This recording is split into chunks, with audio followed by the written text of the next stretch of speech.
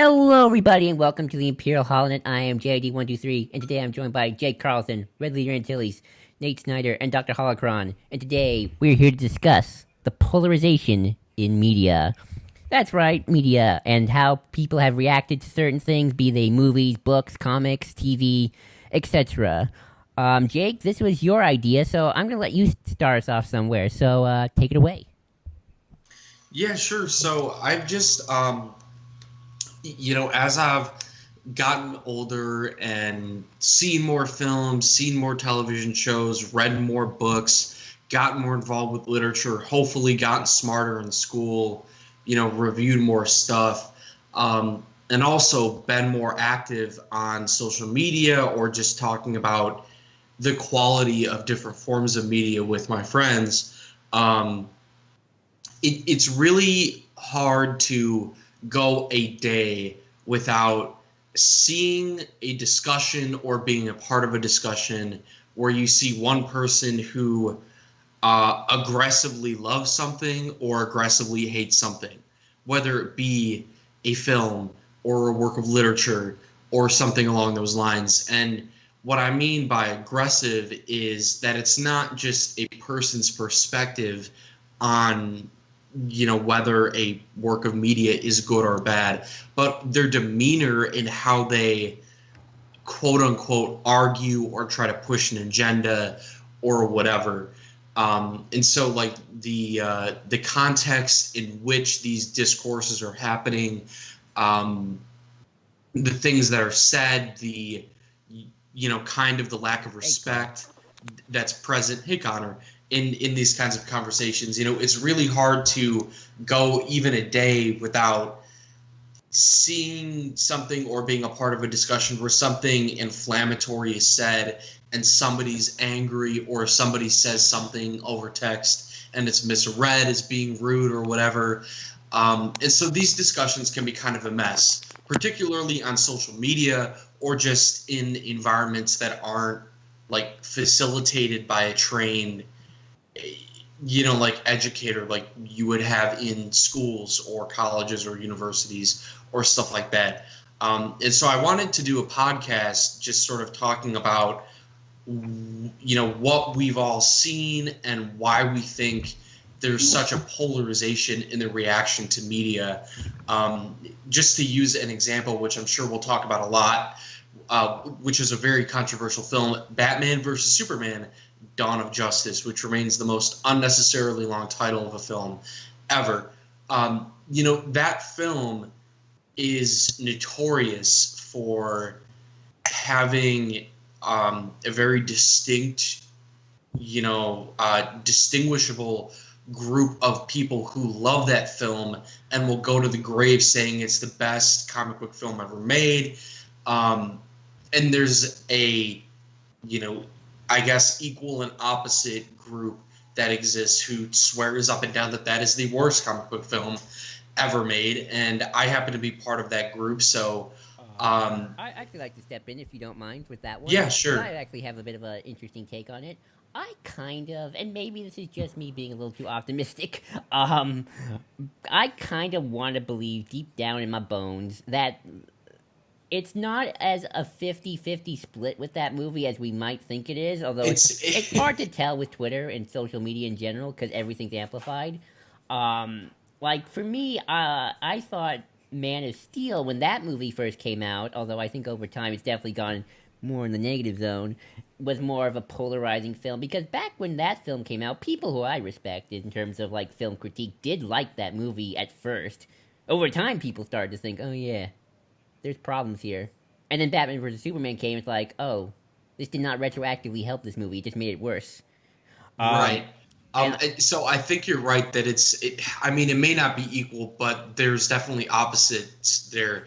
And so my point is that not only is like the demeanor that people have when they try to discuss film, more aggressive or even passive aggressive, but their perspective is usually more extreme. Batman vs. Superman is also notorious for people being absolutists on their perspective on the film and being very black and white, and claiming that people can either hate it or love it. There's no in between.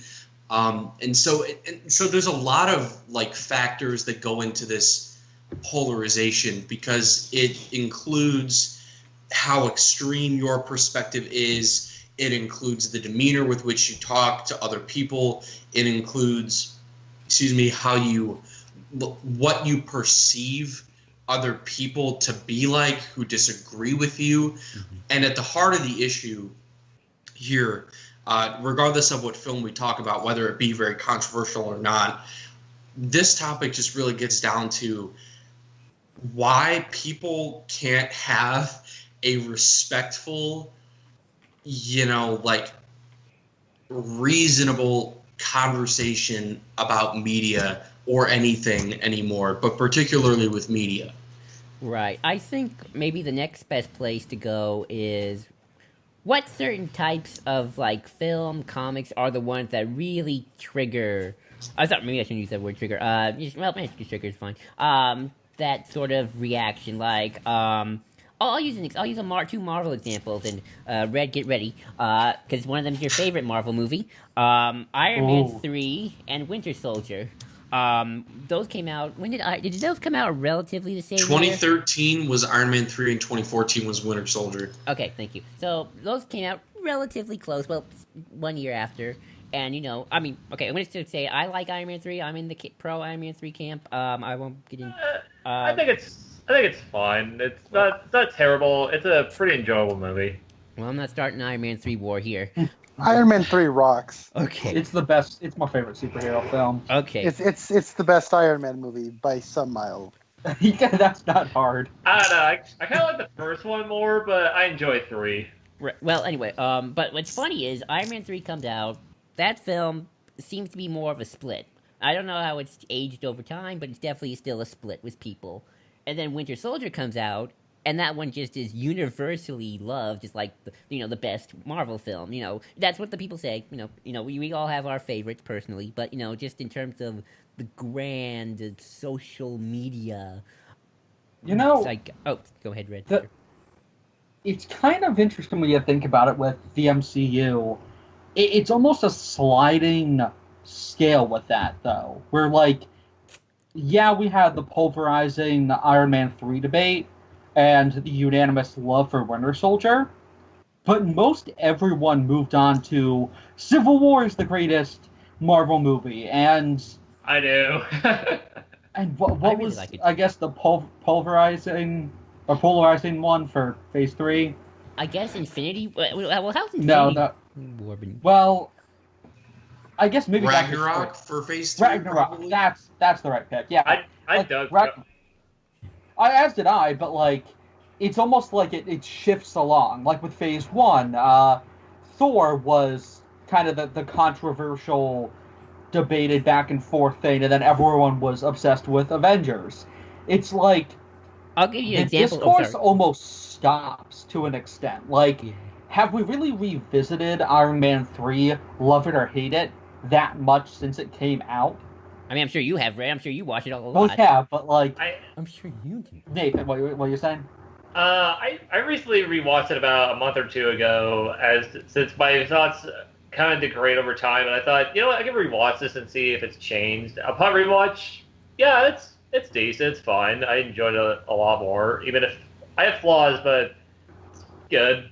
I'll give you an example, Red, to add to that. I saw Steel Wars post this YouTuber's channel, and his YouTuber and this guy's review of The Last Jedi, and says, Last Jedi, Star Wars is dead. And then now he had his review of Han Solo, the magic is back. To be fair, I haven't seen Solo, so I can't say that for sure. Everyone's opinion's going to be different, but it's sort of like we're kind of seeing that in Star Wars too. When we are in this sort of period of Last Jedi, worst Star Wars, best Star Wars, whatever, and then Solo's going to come out, and I kind of wanted to wait until after Solo to see if this experiment holds up. But I'm just going to say maybe because Solo is going to be so low key, not as like this needs to be the best thing ever. There's going to be a little bit more. There's going to be a little bit more of a consensus. I argue that Rogue One was a little bit low key too, compared to Force Awakens in a way. I mean, disagree. Rogue Yeah, One did I a mean, lot of big things, but I don't think there was as much pressure on that as there was Force Awakens. Oh, for sure. But in terms of fandom, Rogue One definitely got kind of that hype after it came out. Partly, I think, due to a lot of fans having turned on Force Awakens, and you're seeing that now with The Last Jedi. But to my larger point, contrast what we have with the polarizing Marvel films to, say, Dark Knight Rises. Connor's That favorite. debate hasn't gone away. Yeah, we have a massive Dark Knight Rises fan here, and several of us here dislike the film. I'm and that I'm film- miserable, And I don't though. remember it. That's It's the weakest of the trilogy, but I still enjoy it. I'm kind of middle of the road myself, to be honest. and like that discussion, I feel, still arises frequently. While with Marvel, we've kind of moved on to the next debate, for better or for worse. Even with new DC films, even with Batman v Superman, I think that debate with Rises still happens today. Maybe not as much, but 6 years later, it's still going on. Well, and I, part of that. I guess the reason I'll stick up for the best comic book movie ever made, and the reason I will do this is because Iron Man 3 is a part of a canon. It is a part of an ongoing story. The Dark Knight Rises was the end of a story, and it was the second part of its three-part story to make $1 billion. And moving forward, when you have something like Superman, which was a movie that not a lot of people wanted to go see, but not a lot of people really responded to, and since then, DC has really failed to have audiences respond to what they're doing. So we go back to what did work and what some people feel didn't work. And so that's where you get Dark Knight Rises, and why we still choose to have a discussion about it is because to a lot of people, it's the last relevant DC movie we had. And so, do you think that these larger mega franchises with several films a year is to some extent almost diminishing our ability to kind of not have these snap judgments on films that you have to come up with what your view is in the next 5 months before the next one comes out? While with Rises, I think all of our views have gained nuance because we've never stopped discussing it for 6 years. While, say, Iron Man 3, we haven't discussed it as frequently in the past, 5 years? Yeah. Well, so my whole hi guys, if anyone's listening, this is Connor Nielsen. I decided to dip on in here. Yay! I'm actually glad you did because we're talking about Rises. So it's like, okay, we have one Yeah. defender. We have a I was in the middle of homework and I thought, do I want to join this call? And then I thought, when I'm listening to this after the fact, will I be upset that I wasn't there? And the answer was yes. So that's why I'm here. So Well, we're glad to have you, Connor. Yeah. Oh, well, I'm happy to be. So we what was the question again? Oh yeah, so when it comes to Iron Man 3, you are right in the sense that it's you have 5, it's really 2 to 6 months until the next movie comes out to have your take on this movie, and then the next time a lot of the fandom is going to watch these movies is going to be in a marathon of a succession, right? You're not just going to watch Iron Man 3. Generally, like I do, and most people that I know that are really into this stuff are either going to watch the entire Marvel catalog in sequence, or they'll watch Iron Man, Iron Man 2, The Avengers, Iron Man 3. You know what I mean? And so they're going to watch it in some form of sequence. And so when we get this latest chapter, there is a sense of this is the next chapter in this overarching franchise, so it needs to be this event. And when you have something like, say, Ant-Man, or you have something like Solo, where just kind of from the get-go, there's been a lot of production troubles behind it, so there doesn't seem to be as... And I think because they spent so much money in, having to change directors and pre-production and all that sort of stuff, they don't have as much of a marketing budget as the other movies. So as a result, the movie's just kind of lower key, and there isn't as much of an expectation because, it wasn't as marketed to people. The reason why I think Rogue One wasn't as big of a deal as Episode 7 or 8 is because going in, you knew that was Star Wars Episode 7, that was Star Wars Episode 8. Rogue One, while people who stay up to date on Star Wars which isn't everybody, knew what that was, a lot of audience members were going, all right, let's see what this is. And they either responded to it or they didn't. But most people kind of forgot about it because they were more interested in Poe and Finn and Rey, etc. And now with Solo coming out, it's just sort of like, it's exactly what people think it is. It's a young Han Solo movie, and a lot of people just aren't really interested in that, I think. And so it'll probably make a lot of money, but I think expectations are low because it's not generally something people are clamoring to see. That definitely, you bring up a good point, Connor, and it's kind of one of those things with both Star Wars and Marvel now, where you wonder in 30 years, what are the movies we're going to look back on? And I'm going to contradict myself a little bit here, because Winter Soldier and Iron Man 3 are very much in this category, but, you know, Winter Soldier feels very separate from and Iron Man 3 kind of feel very separate from the other Marvel films, in that they kind of have a bit more personality to them. The Russo brothers, especially, I can just tell those movies have, I can just see their stamp on, the 3 movies they did.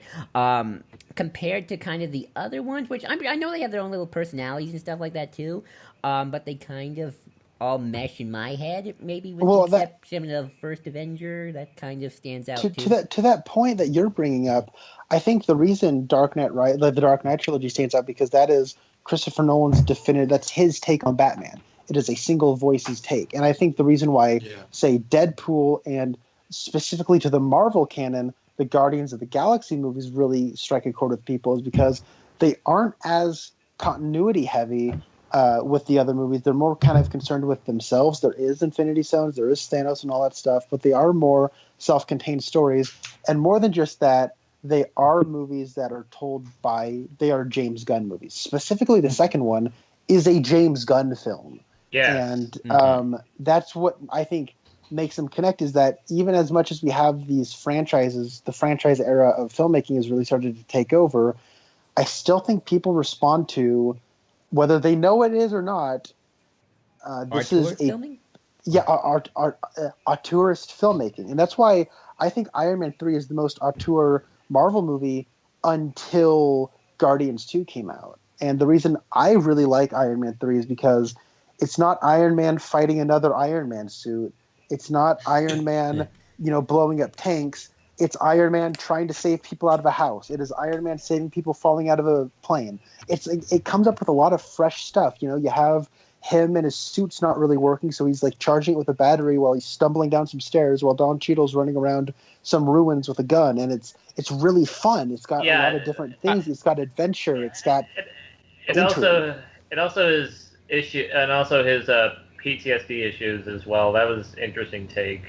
Well, right, and I'm bringing that up because because you said people respond to that, and I look at, and I'm bringing up Star Wars a lot, but that's my thing. Last Jedi, I feel that's probably the most auteur of the films we've done so far. Arguably, that's the first really outside of the box Star Wars film. I mean, Force Awakens is very much a J.J. Abrams film, but he still sticks closer to Lucas and how that film's shot. And Rogue One is unique, gets rid of the wipes, and it uses scale like Gareth Edwards would, but it still is at home with kind of the Lucas style. It's funny you say that, Brett, because it's like, Force Awakens is very much a J.J. Abrams movie. It's pretty safe. Yeah, I mean, I'm not. I mean, the Star Wars films have been lucky. I feel like they all do have personality so far. We'll see with Solo. Sort of I can kind of tell and distinguish them. This is Force Awakens. This is Last Jedi. This is Rogue One. I'll see what Solo looks like in a couple days. But Last Jedi is the most auteur. It is the most Bryan Johnson trying to stamp in his take. Also stay true, but still stamp in his take, and but I think what I meant earlier when I was contradicting myself is I wonder if audiences sometimes both like the franchisee state, but I think they do respond to the auteur as well. It's both. The thing is that audiences want to have their cake and eat it too. We love the MCU, but the most successful movies up until this point Like the Avengers films are obviously super successful, but then you have breakout films like Guardians of the Galaxy, and when that movie was coming out, people were like, there's a talking tree and a raccoon, like what the fuck, how is this movie going to be any good? And then that film blew up. I'll be fair. I'll be fair. That was my most hyped film that year, and it pretty much exceeded my expectations. Well, that's because we are comic book readers, and we watch the films and TV shows of these characters, and we track everything along. And I feel like I've been referring to quote-unquote general audience members very frequently in the past couple weeks. But somebody who's never read the comics, who's never seen the Justice League or Avengers or whatever TV show, who's only seen a couple Marvel movies, maybe like Iron Man, The Avengers, and then like Iron Man 3 and Winter Soldier, they were probably like, I don't understand who these people are, but then that movie blew up. But to sort of talk more broadly, because we've been talking specifically about film, and while I think that's a useful discussion to have, I was kind of looking at this as sort of looking at why there's such polarization in the reaction to these various forms of media. And as I was thinking about this topic after I suggested it to Joel, I kind of came up with my answer. And admittedly, this is clearly not based on any current research or data, because this would be something that's very difficult to track, because there's a lot of psychology behind the way that, and sociology, behind the way people react to things, especially big blockbuster films or novels or things like that. But so this is really my intuitive sense of why there's so much polarization now when there wasn't before. And my answer to that question of why there is so much more now is not because the quality of the media has changed. Like it's not like we're getting worse superhero films than we were back when Superman or Batman first came out. I mean, I think the films today definitely tell better stories than films before, so the quality may be a little bit better. But by quality, I mean like a piece of work that incites a discussion. I think that has been static. But the thing that socially has not been static is something that's new, that's changing the way we talk to one another, the way that we develop cognitively, is social media. And I don't want to try to, and to be less vague and more specific about this, I think there are three characteristics to social media platforms that are kind of the cause of this polarization. Because the media, and you guys can correct me on this, if my intuitive sense is correct, that the media itself isn't the problem with the polarization, then it has to be the people viewing the media. So the three things about social media that I think are inciting this polarization that I kind of want to start with, there are three qualities to an account you create on Facebook, Twitter, Instagram, or YouTube, Snapchat, but that's a less relevant, less mainstream kind of thing. It's not exactly quote unquote like content where people try to seriously push out content. On Snapchat, it's more of a news site. And the fourth thing is the news aspect and how we pass information along, which I'm sure we'll talk about later. But to get back to the three things, when you create an account on Facebook, Twitter, Instagram, or YouTube, and you're pushing out content, the first thing that you're granted by using that platform is anonymity, right? And anonymity in the sense that there are not as the degree and the frequency of the consequences of your actions are significantly either non-existent or it's significantly decreased. Like there really are not that many consequences for any quote-unquote behavioral issues on social media. So that anonymity grants you sort of a pardon for your actions. And the two other things, which I was grouping together originally because they're both false senses of things. The second thing is a false sense of credibility, And then the third thing is a false sense of confidence. And all three of those things combined, I think, are key in creating this culture of polarization where regardless of whatever film it may be, whatever work of literature it may be, whatever, television show it is, there's one side and there's the other, and we can't have respectful discourse, especially in social media. Oh, I agree. Like, I think it's way easier to get into an argument with somebody if you don't hear their voice than when, like, hearing you guys, they're like, I can hear your tone, you're talking, it's very calm. I mean, if we were yelling, then we would be yelling. Right, and that's... Go ahead. But when you're typing out something, it's like, you could be angry, you could be just sarcastic, you could... I don't know how to read that. And, there was a really important study, and I forget when this came out, and I should really figure that out because this is such a relevant piece of information that studied, psychology and sociologically and technology-wise, I guess, about, like, the way people communicate and the way information passes. And the study found that only 7% of the information that I'm passing on to you guys and whoever's listening to this comes just from the words that I'm using. The other 93% comes from tone of voice, body language, all this other nonverbal stuff, these other nonverbal cues that pass off information. So especially in text, that's why texting someone isn't exactly a great way to communicate with them, whereas calling them or talking to them face-to-face is. But to get back to those three things for a second, the anonymity, the false sense of credibility, and the false sense of confidence, I mean, how many of us have seen somebody rank the MCU movies on some social media platform? Probably day. All of us, right? Everybody. Yeah, every day we see all these sorts of listings and all these sorts of groupings and stuff. And at some point, you have to ask yourself, first of all, who is right? But the second question after that is why? Before social media was around, people would only think of you as credible or as quote-unquote correct on your view on a work of literature if you, like, went to school for studying critical theory or English or whatever, or you were a writer or something. But because of this anonymity and this false sense of credibility, everyone is given an equal voice on social media, more or less. Sorry, my dog is barking.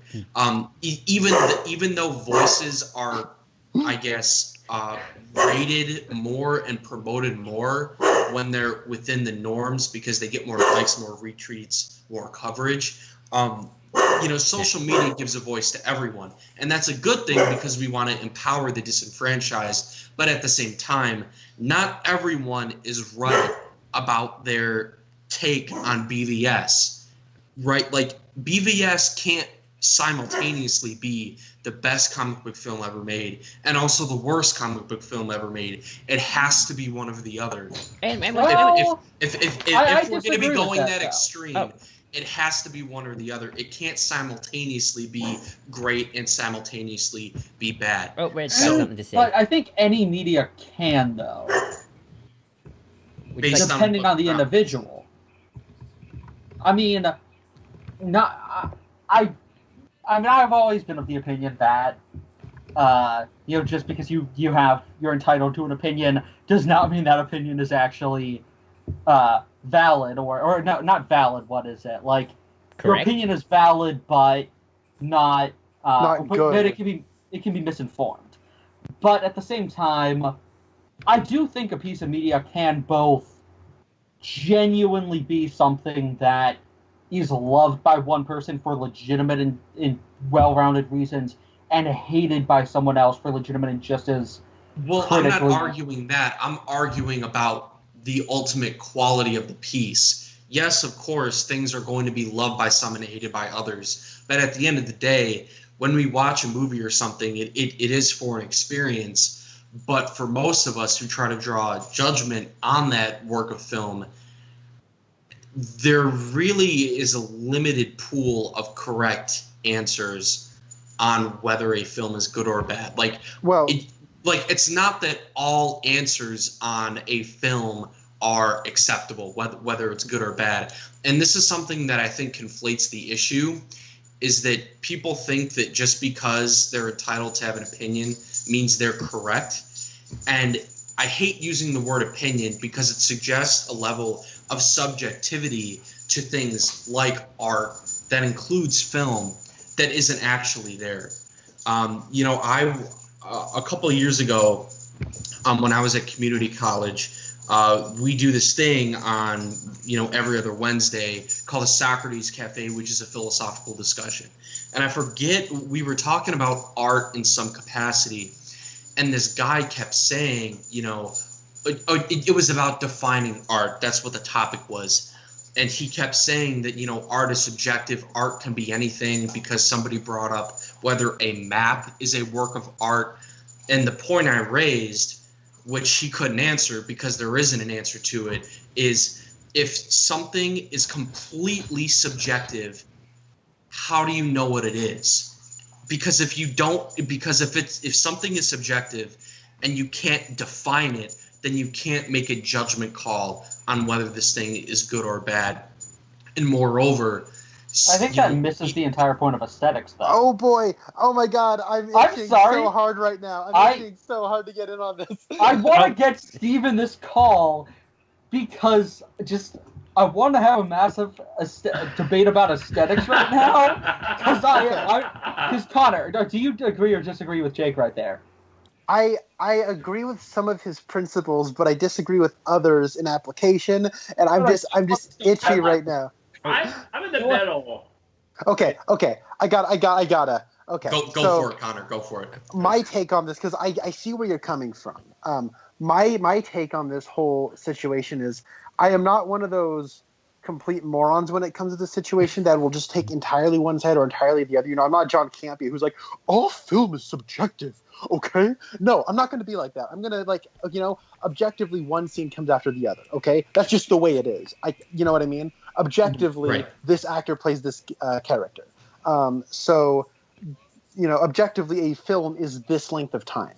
So when it comes to subjectivity and objectivity, I think there is a balance, because I think a person, I can look at A Cure for Wellness and subjectively like it, even though I think objectively I think objectively that movie doesn't really work, but I still like it. But my objective stance on that film is based on my worldview, which by its design is subjective to my experiences and my life up until that point. So I am shaped by my circumstances and my surroundings and my experiences, and I am subject to change throughout my life as a result. So what I find to be objectively good and objectively bad is based in subjectiveness. And but I do have things I'm getting tongue-tied. My mind's going faster than my mouth. So when we get into whether or not something is objectively good or bad, I think that people have a bad habit of desperately wanting to be on the correct side of history immediately. And, for example, when it comes to, something like The Last Jedi, people hate that movie and people love that movie. And people who hate that movie say, in 20 years, people who love this movie are going to hate themselves for loving it. And the people who love that movie are like, oh, boy, people who hate themselves are going to wish they said they loved it all along. It's I feel like we're missing the point of discussion. When it comes to film and it comes to art, I honestly could not care about debating somebody on a film. I care about talking to somebody about a film. I care about talking to somebody about Twin Peaks: The Return. Hey, Red, what show am I going to talk about? I'm going to talk about Twin Peaks. God. So, boy. Me and the Comics Kid 2099 had a long-running podcast for a couple of years about Twin Peaks and Twin Peaks adjacent things. He likes the original series well enough. I love the original series, even the So Bad It's Good second half of season 2. And I love the film. It's my favorite horror movie. Ruben is not too fond of the movie, even though he thinks it's well made and stuff. Then there's the new series, which he out and out hates, and I out and out love. We had conversations about that new show week after week after week. he never changed his position on hating that show. I never really changed my position on loving it. But having a discourse was good because it informed. Because knowing why he disliked something helped me inform why I liked it. But I was not out to change his mind. And I think people are too far out to be like, oh, no, it's okay because I'm right because I've thought about it. Let me try to change the world. And that's not the point of discussion. I don't think it's anyway. Yes, I agree completely. Yes, discussion is for not necessarily arguing, but it's for informing. However, so let me back up a minute here. So, yes, my worldview is subjective because my experience is unlike anyone else's experience, right? The thing is that there has to be some right answer, right? There has to be some right answer out there about whether something is good or bad, right? Does there?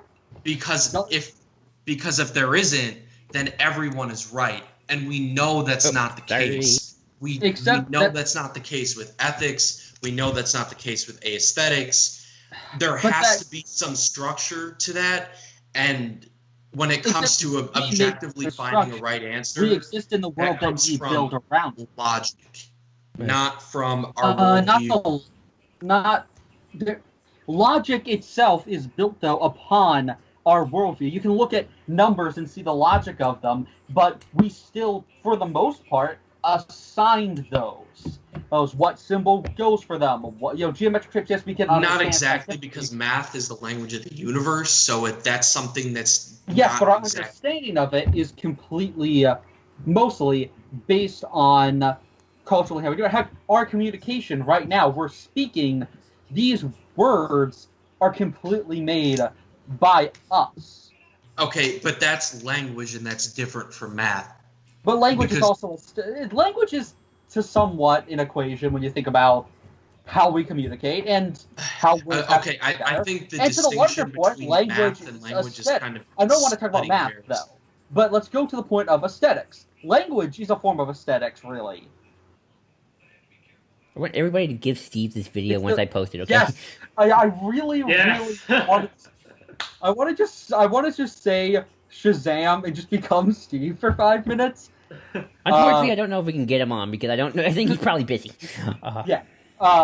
He's probably writing like a paper. I mean, I would love to have him in this debate because I think he's a lot more informed and educated on this topic.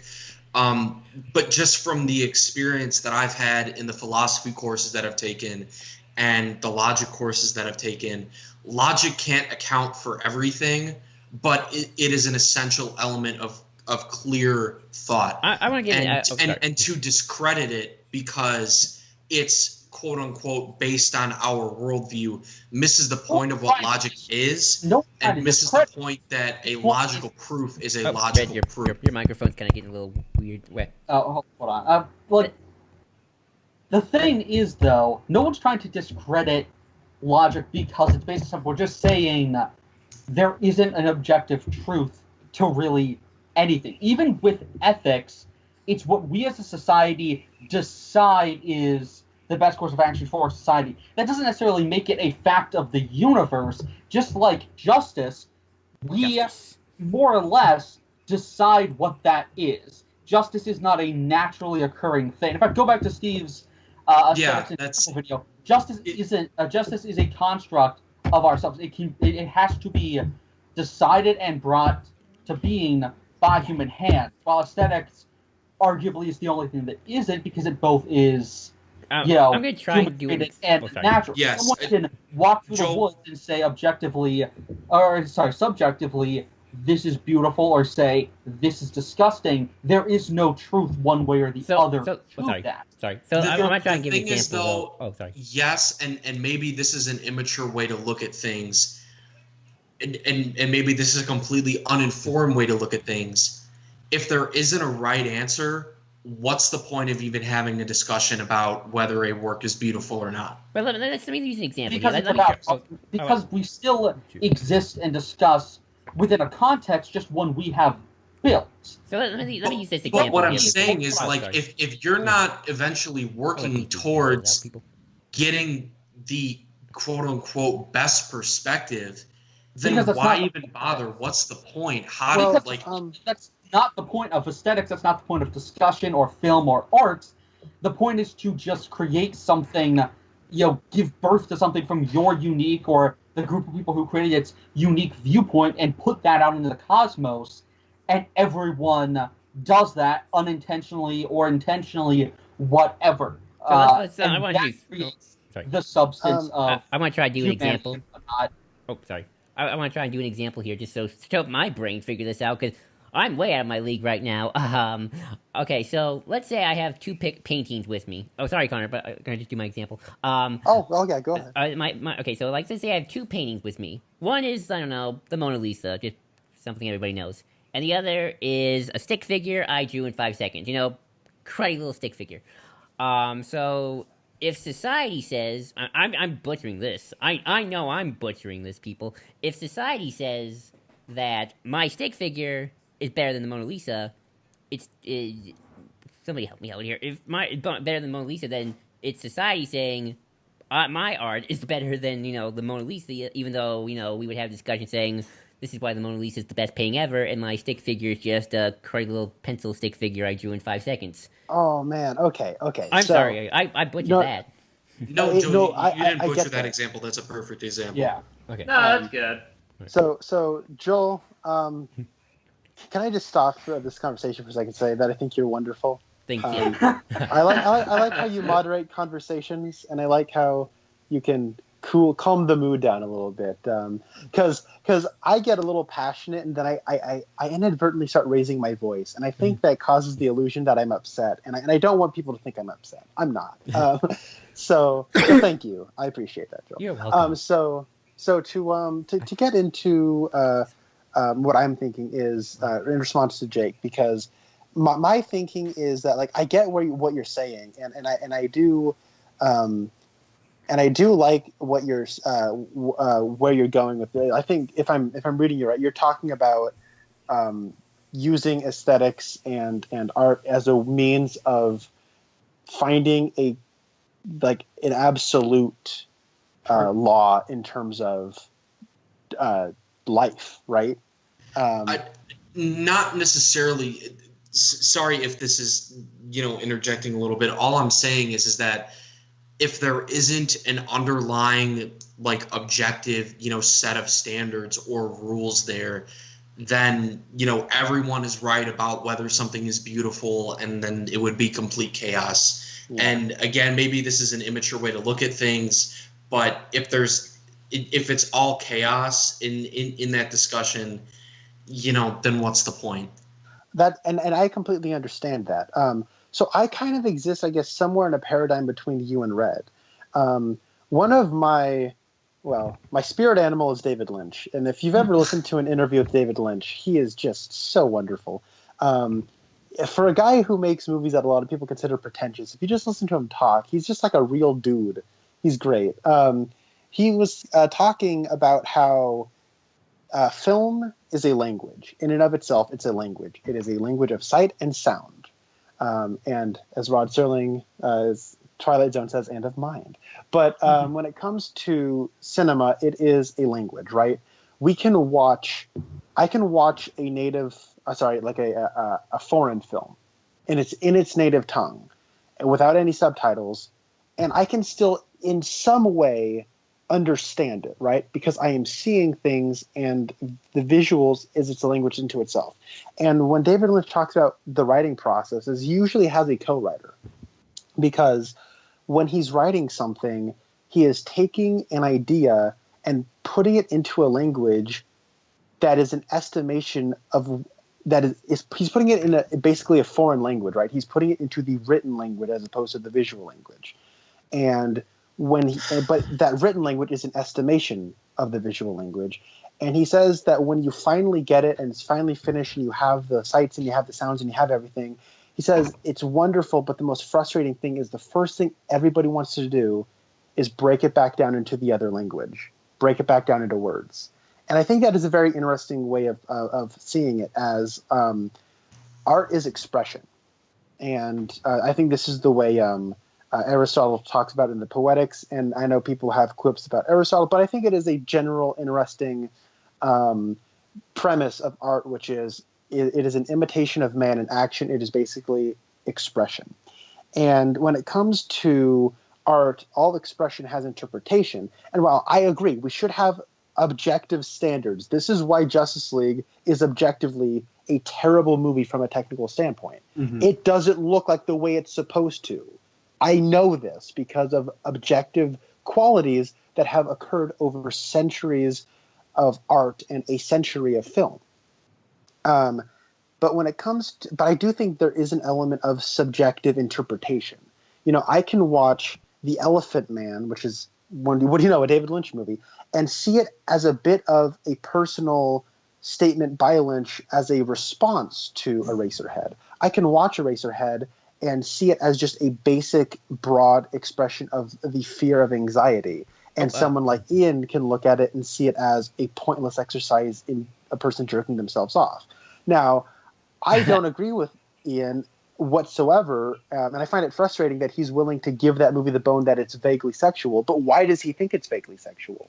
I'd like He to add won't talk something to about that. that. What's that? Go ahead. Okay, so I'll use an example of a movie. Like I kind of have this sort of objective, subjective thing going on. So I'll just start. Logan. I love Logan. I went to see Logan. I cried during Logan. That movie's beautiful. I love it. I think it's almost perfect. I do not ever want to see Logan ever again. Going to see Logan was like being dragged to a funeral and just having your soul sucked out and always wanting to die at the end. So I never want to see that movie ever again because it's so heavy. I deals with stuff that I don't want to just think about. Like, I love Logan. I love Logan. Sorry. Let me just finish. But on a subjective level, I do like it, but I don't want to watch it again. But I do love that movie. On an objective level, I think it's beautiful. And, if you guys actually do want to watch Logan with me, I'll watch it in a group. I just don't ever want to watch it alone. That's one of those. That's one of those movies. Like I don't want to watch it alone. No, I'm not doing that again. There's media that I think a lot of us almost have to talk to someone about after we consume it. Oh yeah, definitely. There's the Zaz issue of Tom King's Batman run. I don't want to go back to that because it emotions and mental place stuff, but I love it. So I get what you're saying. Right. To go back to the division of media for a second, it's interesting you bring up Logan because X-Men movies in general tend to be pretty divisive among both comic fans and general audiences, but Logan's one of the few ones where the reactions seem to be unanimously positive from what I saw. I didn't really see anyone, I didn't see too much polarization on it. I saw most people talking about, this is one of the best X-Men movies ever made, and I agree with that. Yeah, my friend on Twitter even talks about it often, sometimes as one of the best movies he's ever seen, period. Mm-hmm. Oh, indeed, and I also think that again, it's that sort of personal journey. Like, there's a reason why I always say Captain America: First Avenger is my favorite of all the Marvel films. Yes, it is my because favorite. It's awesome. Well, yes, that's but also because it's the one that me and my mom love to watch the most whenever it's on TV. That's the one. Actually, that's the one I got Mom into Captain America, so she loves Cappy because of it. So it's like I have that personal connection with my mom, just the two of us watching that movie together all the time, and it's like. That emotional connection makes me love that movie even more, and also the World War II stuff, which I'm a big buff of. So there's that. You know what's really weird, Joel? Oh yeah. I watched Thor: The Dark World with my mom, and that's why I kind of like that movie. I kind of like Thor: The Dark World because watching movies with my mom just makes everything better. She reacts to everything so pleasantly. Oh yeah. And I kind of like that movie. So I don't know. Same reason for me to steal for that for a little bit before I realized, this is really a redeemable movie. So we should. Can I just say something? Sure. To bounce off Joel's point about him enjoying First Avenger the most, to go back to Star Wars for a second, shocked me going to Star Wars, but to go to the original trilogy for a second, I acknowledge that Return of the Jedi objectively is the weakest of the original trilogy, but it's also the one that I personally enjoy the most. Same here. Just on an entertainment level, and it does get pretty messy at points, and there are questionable things that it does with characters like Leia and stuff. But I just really love all the action and stuff, and I love everything in the third act with Vader and Luke and everything. So while I acknowledge Return of the Jedi is objectively the weakest of that trilogy, it's the one that I personally prefer out of all the most. All right, Red, I think you wanted to say something. Yeah, so as much as I love having an aesthetics debate, before we go full blown on that, I want to reread some stuff and whatnot. So let's just go back to the main topic of not the media itself, but how we discuss it. And into what Jake was saying earlier of if it's not the media, is it just the way we discuss it? And I think it's a two-way street in that case, because now more than ever, fans are directly communicating to the creators. And obviously beforehand, we had, letters pages, and we can't undersell the importance of that kind of communication, because that's always been there, more or less. But now, you can talk right now to your favorite authors on Twitter. I constantly tag Tim Seeley when I gush about how amazing his Nightwing run is. We actively communicate with them, and I think to some extent that almost, for some people, makes them less willing to be extreme with their opinions or say negative things, and for other people, makes them feel almost more personal.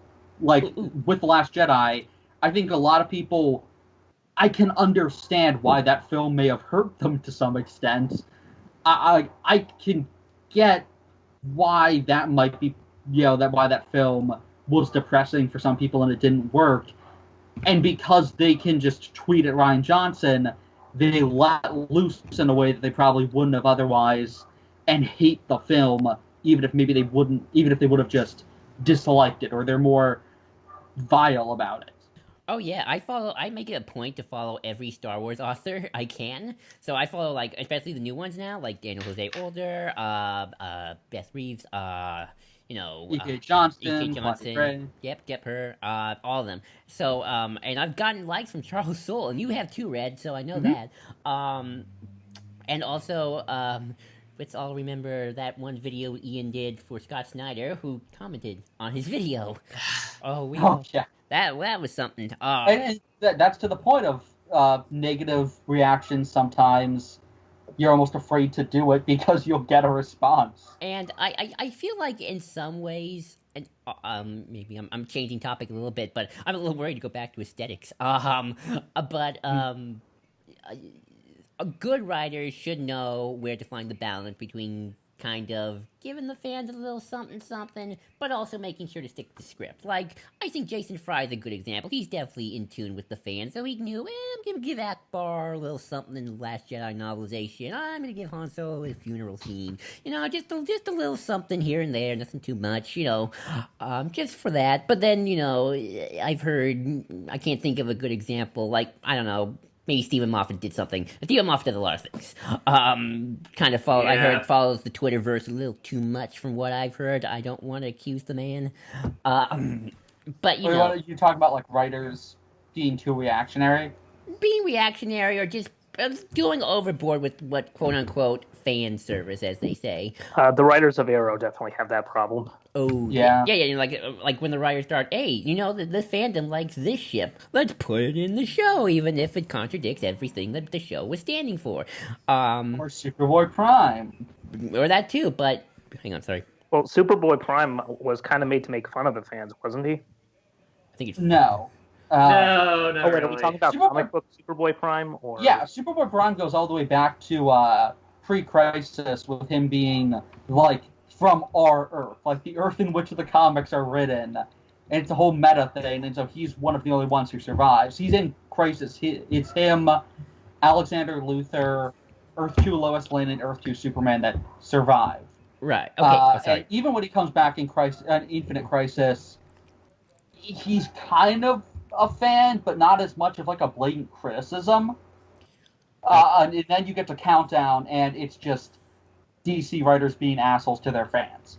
Okay, yeah. Well, but back to my point, obviously I think the writers have their own personal responsibility to, stick to their good and better instincts.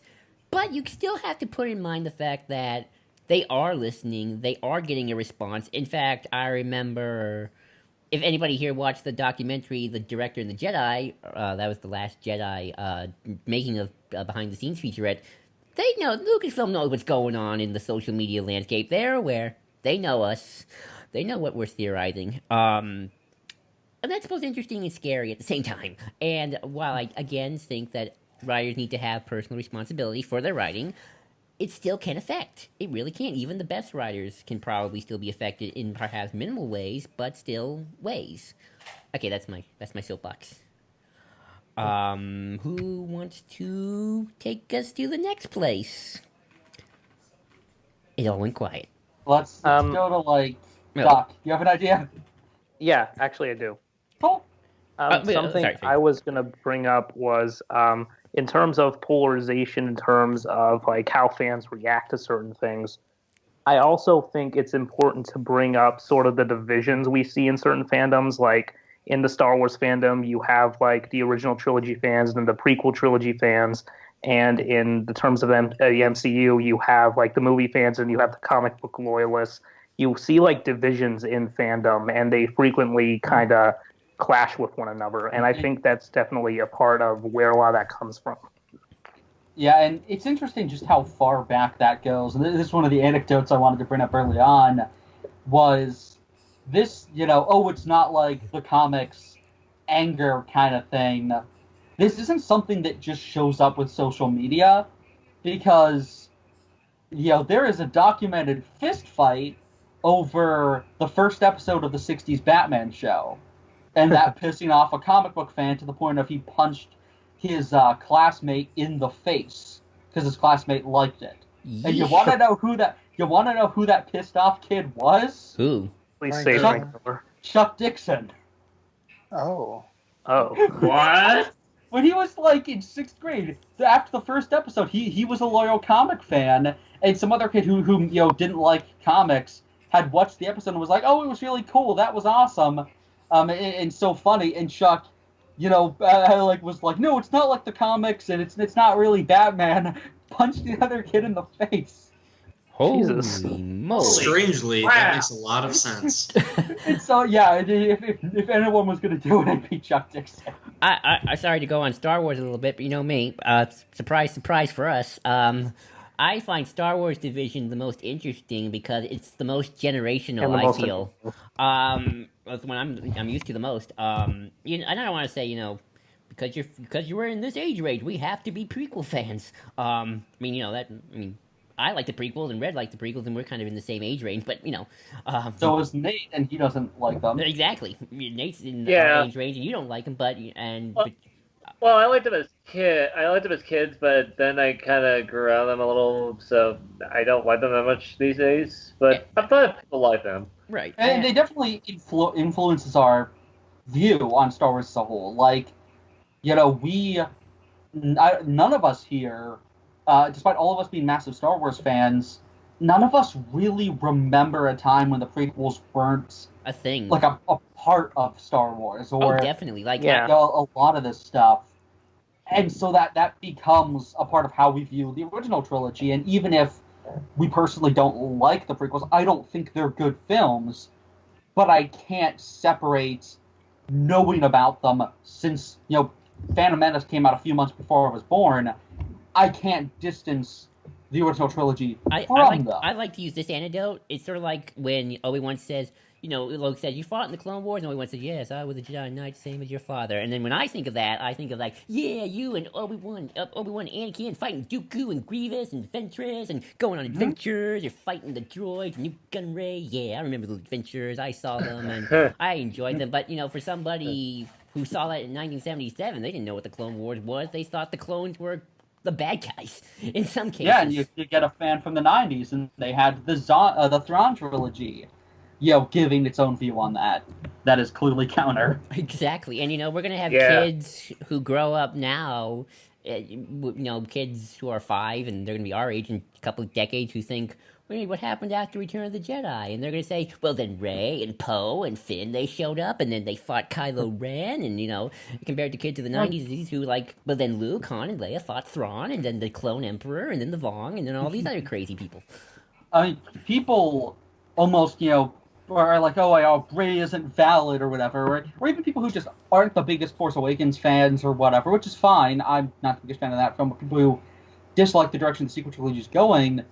At the same time, we already have kids for whom Poe, Finn, and Rey are just as valid as Luke, Han, and Leia. In the same way that, like them or hate them, I honestly prefer them to Luke, Han, and Leia, honestly. Obi-Wan, in the same way that Obi-Wan, Padme, and Anakin were just as valid as they were when we were growing up, even if we didn't like those characters. I know a fan, because he's on a podcast I listen to. His name, he's like 18, I think 19, and he's from the Clone Wars era. So he was getting into Star Wars, just in 2008, and he said before Rey, Ahsoka was his Luke. Oh yeah, and that's still there. There are definitely fans who, on some level, Ahsoka is maybe at this point the unanimously favorite character amongst Star Wars fans to some extent, or the least polarizing, which is really funny in hindsight. Oh, definitely. Yeah. I mean, my favorite Star Wars character is Rey, and I still defend my point that I don't find her a bad character, to be honest. Definitely. Sorry, Jake, if we kind of took this away from your whole point of aesthetics and the philosophies of it. I apologize in advance. Could I just say... No, that's okay. You don't need to apologize. I wasn't necessarily intending it to go to that place of answering the question, if there isn't an absolute truth, what is the point of having a discussion? Because that's a very heavy philosophical discussion to answer. That's not necessarily none of us are trained for this. Well, I mean, to give value to what people have said, there is something to be said for our own individual subjective perspective on this and how we feel about it. But at the same time, that's something that's not necessarily tied only to aesthetics or tied only to the polarization of media. And I think is something that, has been talked about since forever. So, that's something that we could probably review at a later date, so no need to worry. We've kind of jumped Steve on it, and we'll try to get Steve this time. Steve, if you're listening, because if I send this to you, please write us a comic as to what we got wrong here. Because when we go to aesthetics, then it's I want to talk about the fact that, until arguably recently, quote unquote recent, humanity didn't portray themselves in art. And I really want to discuss that, but this isn't the time and place. I here's something. Here's another example. Let's get off Star Wars for a little bit. Comic book authors like Scott Snyder. They're the polarizing guy. Connor, do you still like Scott Snyder? I know you're the more favorable because we've done his comics. I think Scott Snyder is a talented writer who got too big too fast. And yes. Again, he sounds like Stephen Moffat. I really like Court of Owls. I think Death of the Family is pretty good. And I think Zero Year is a monumental achievement for him. I just think after that, I haven't liked a single one of his Batman stories. I have not been reading Justice League No Justice, but All-Star Batman is really bad. And it kind of breaks my heart to say that. I think Metal can be entertaining, but I think that the 2-part Metal prelude was almost unreadable. I couldn't believe it. And I think that he has a tendency of good dialogue, but then he also has really bad expository dialogue. And it's someone told him that he was good at writing dialogue, so all of his dialogue is the bad expository dialogue now. And it's what happened to this thing? I think he got too much creative freedom, and the editors didn't tell him to put the fork down. Again, it's Stephen Moffat. I would argue that he's kind of like Charles Soule in that, he started out really good, but he just got way too much stuff to do. Charles Soule does 5 different comics at once now, and as you can be the most talented writer in the world, but if you do too much at once, you will feel burnout eventually. Honestly, like Bendis at Marvel. What were you saying? I said just like Bendis at Marvel. Yeah. I do think Charles Soule has almost settled into a comfortable place now, even though he is doing like 5 books. I noticed with Soul, he tends to go up and down. Like right now, everyone's loving his Vader stuff, and what I see, that Mon Cala stuff looks pretty cool. And I'm liking just seeing the post Jedi, post Last Jedi. I have to say Last Jedi now. It's sad. I can't just say Jedi anymore. Post Last Jedi, Finn, Poe, Rey hanging out in the Falcon, even though they're just tiny little snippets, but still cool. So he seems like he goes up and down, but it's funny how people like Snyder, I guess Bendis and Soul. I guess I think more Snyder because of that one guy on Twitter. They seem to just be so polarizing. Like they have their defenders, and to go directors. Zack Snyder too. What is it with the Snyders and comics? But they just have their defenders, and I don't want to say if you like Zack Snyder, you're a bad person because I'm sure there are generally decent folk out there who like Zack Snyder's stuff, and can probably have a nice conversation with them just off of Twitter and social media. Just sit down, just relax, we talk, and then there's. I can understand why people like his Watchmen in 300. I get it. Yeah, same. Yeah, 300 is, if nothing else, a thoroughly entertaining action movie. Yeah, visually it's good, and so the action scenes, even if I'm a little tired of the slowdown speed up these days. Something. Sorry, Connor. No, I was going to just kind of pinpoint that, you have to remember that was kind of at a time when the whole, time warping, slow down, speed up thing was not really overdone. And I think when you go back and you look at it, you can kind of, this was before it was a fad, and that kind of translates, and you can look at it and be like, I can see why people thought this was cool. Yeah, at least I do. I don't know. I'm pretty good at being able to put on historical perspective glasses, and I can't wait to do our Wonder Woman commentary then, because there's some historical inaccuracies there. Yeah, I mean, I can watch Matrix, and a lot of movies like to imitate Matrix's the bullet time, slow down, speed up, or whatever with that. But when I watch Matrix, it on its own, it's still fine. You can almost tell when something is authentically using this, what will become a gimmick, and when it is just a gimmick, even if you didn't know going in which came first. See here, Suicide Squad versus Guardians of the Galaxy. Exactly. Yes. You don't have to have watched them in order to understand why one works and why one doesn't. Just to go on to Suicide Squad for a minute, and also to talk about BVS again, I'm the weird one because I kind of like to torture myself. Where that sounds wrong, but I have this weird respect for if it's a bad film, or just in terms of bad movies that still give me a reaction compared to ones that don't. Batman vs Superman is horrible, and has done many bads, and it's probably caused a lot of bad stuff to happen on the Twitter and the social media because of all its defenders and how we have to put up with them a lot, and probably how I am because they're going to leave comments on my video. But that movie still gave people a reaction. It's still kind of embedded in our brains because it just won't die. Suicide Squad, that came and left. It's dead. Who talks about Suicide Squad anymore? Unless you want to make fun of it. I don't. I still hear people talk about Suicide Squad oh my god, that's the worst thing ever. I would argue Suicide Squad has the potential. Sorry, I was just going to say, I would argue that Suicide Squad might have the potential to become Catwoman levels of infamous in terms of comic book movies. See, I feel like Suicide Squad just kind of came and left compared to something like BVS, where I feel like it's going to be the Superman 2, or sorry, Superman 3 of this generation. Probably, even though I like Superman 3 way more. Okay. Yeah, I actually like Superman 3, and don't all the find Supermen are better than that.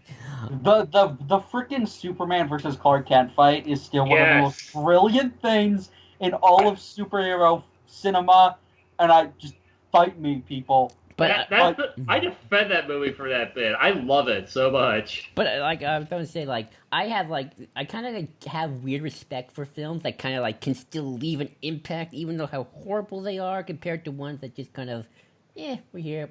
It just kind of petered out. I like dramatic, climactic explosions of failure.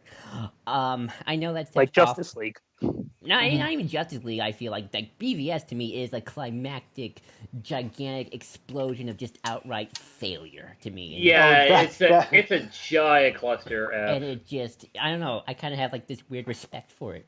That's the thing about let's going back to kind of like an art thing. I can't hate Batman versus Superman. I can't. It's so confident, even to like a cocky degree. It's so confident in itself. It's so sure that it's awesome. It's somebody's unadulterated vision, and it's horrible. But like I'm watching it and I'm like fascinated by how it fails. It is like I'm fascinated, it's like but child's macaroni art or something. Yeah, no, like that. Like, that's exactly. It's like somewhere buried deep beneath this is a movie that's watchable. But in doing so, it's almost kind of watchable because of how not good it is. And then you get something like Justice League, which is so soulless, and it like you can just see Ben Affleck's like the difference in his eyes between Batman versus Superman and Justice League is like he's so confident and wants to be there in Batman versus Superman. And in Justice League, he looks like he's drunk half the time. And Justice League, I would also add, was heavily, and both Justice League and Suicide Squad were heavily changed by studio interference.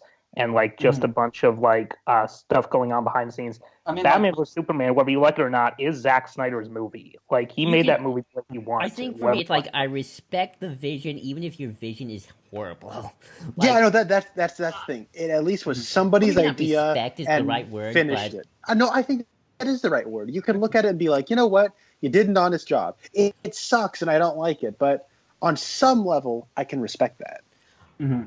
It's part of why Suicide Squad is so fascinating to me, but also depressing, because there were just those few moments where you're like, oh, this is David Ayer's actual vision, and then the immediate next scene is, soulless, corporate shill, and then the next scene is actual passion. And I don't know if David Ayer would have made a great film, but he would have made his film, and those little snippets of he had a vision make it hurt so much more. I think another good example. Oh, sorry. He also made Bright, so.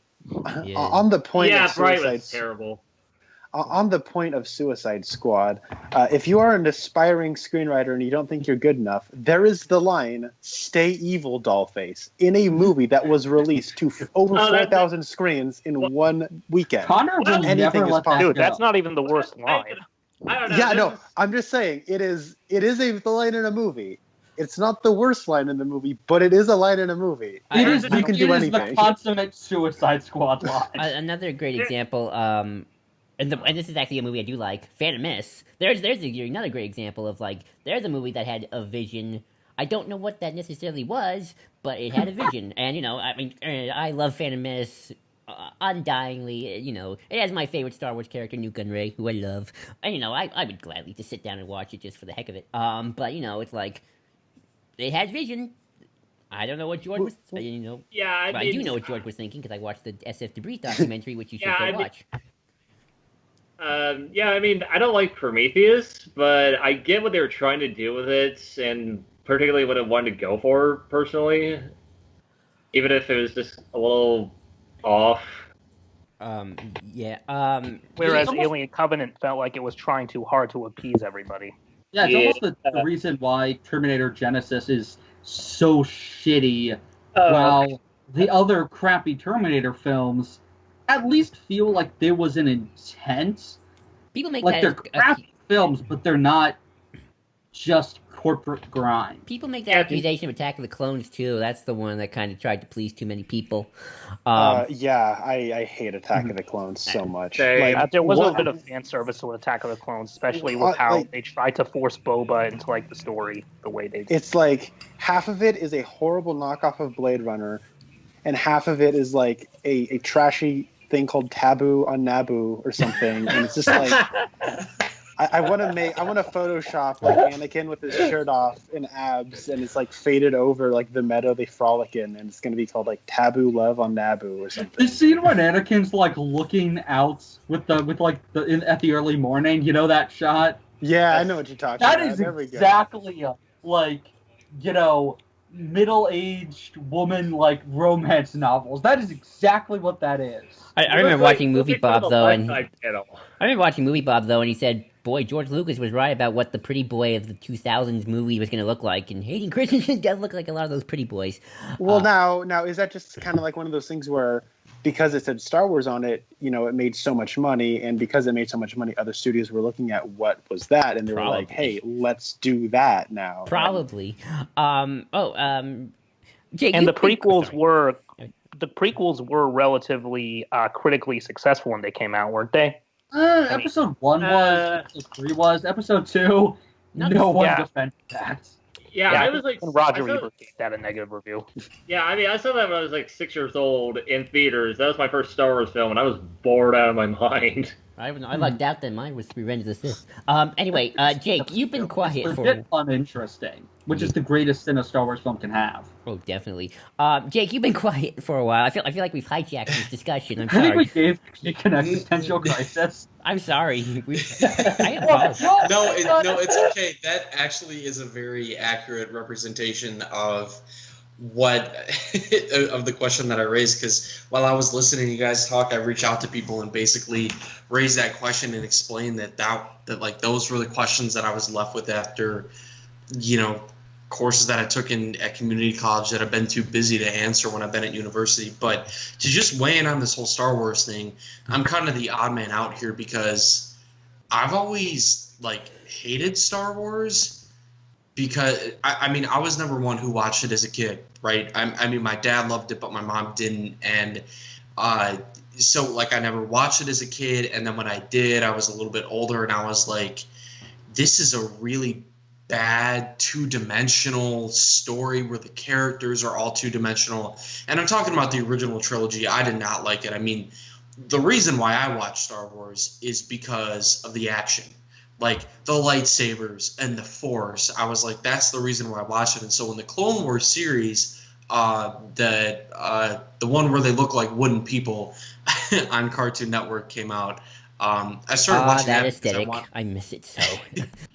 Yeah, because I wanted to get more into it, and I knew it was the bridge between the prequels and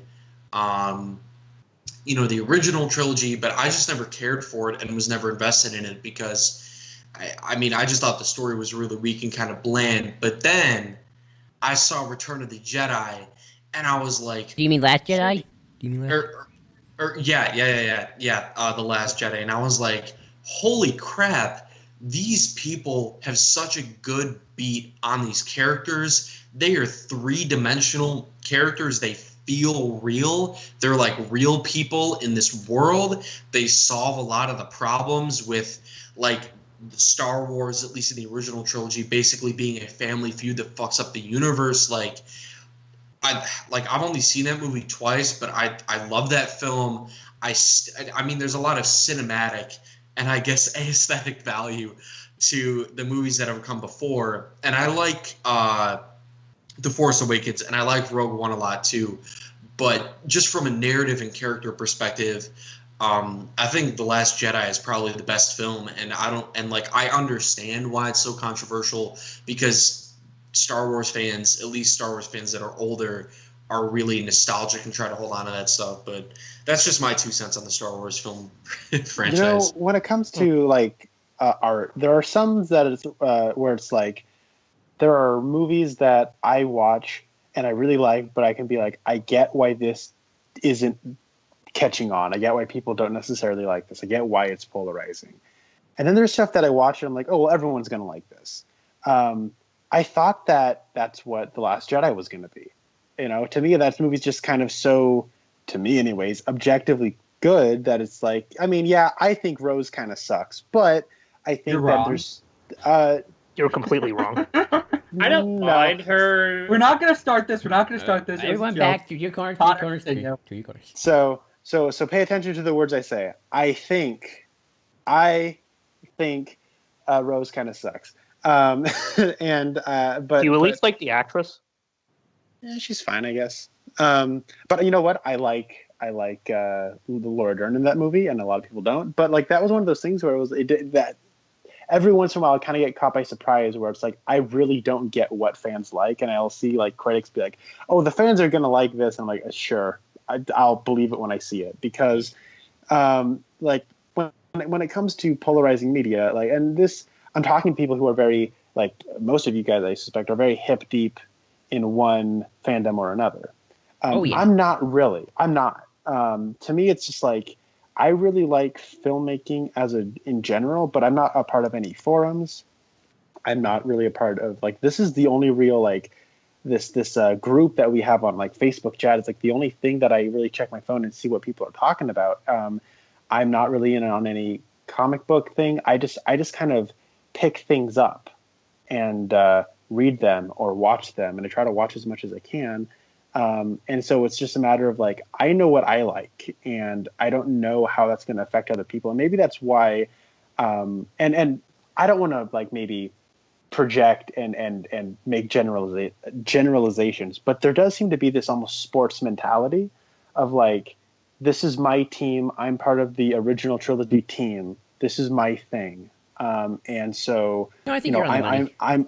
I'm team anti Last Jedi, so I'm just going to revel and be a sponge and soak up everything venomous towards that I possibly can be, just so it can validate my beliefs. And it's like, well, what's the point in that? Like, that's why I don't really care if I debate somebody. I just want to know what they thought about it, because when it comes to, like,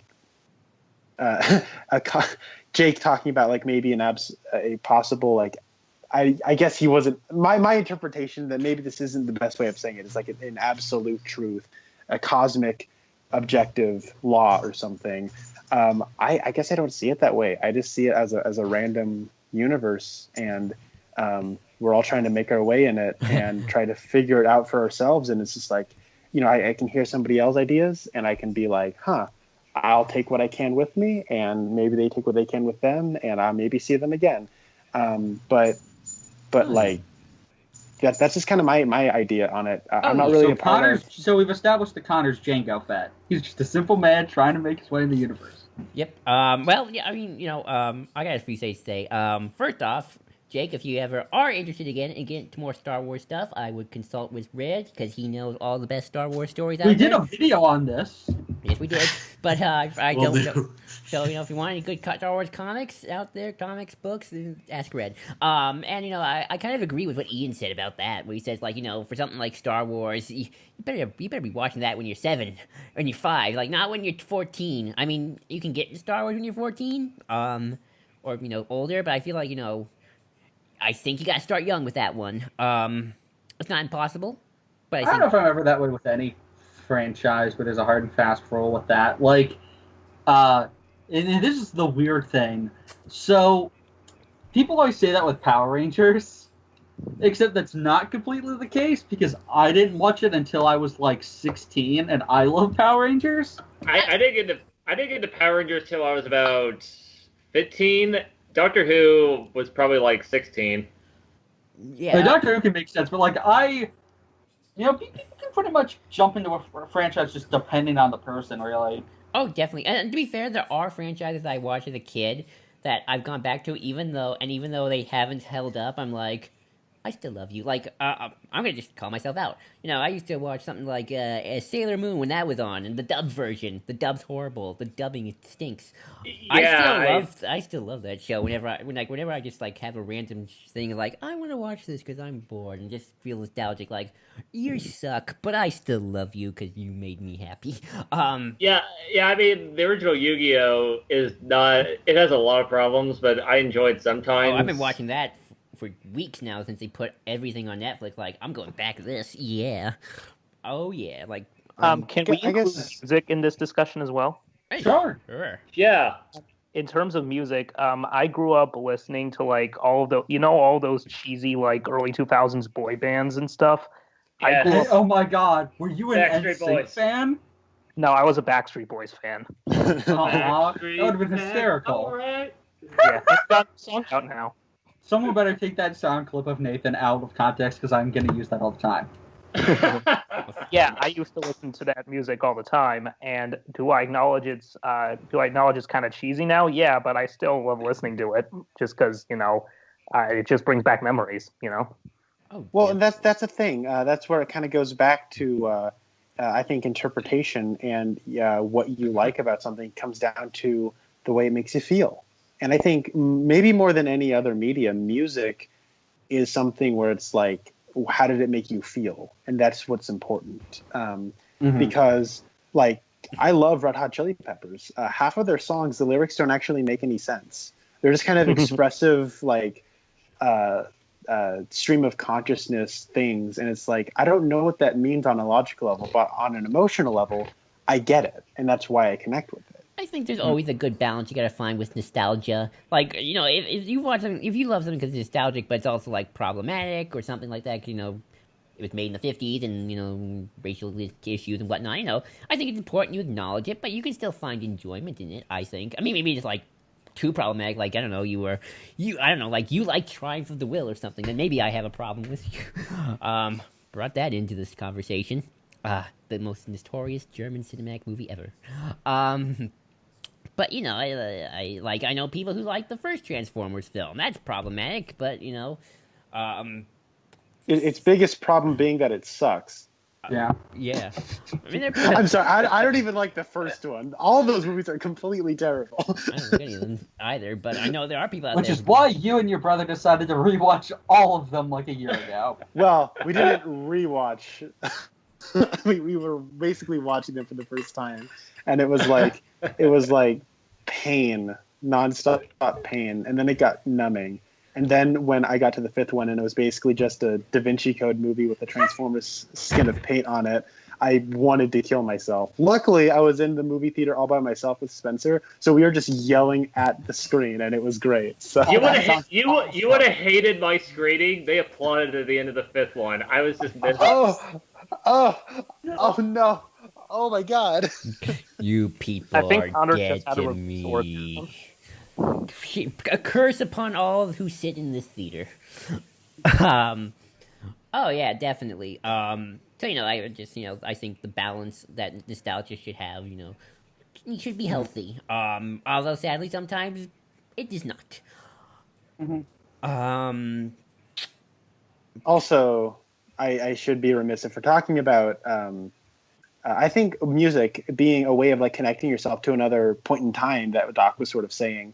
Like when I was in late, so I was born in '95, and when I was in late elementary school, which mine went from K through sixth grade, and my middle school was only seventh and eighth grade.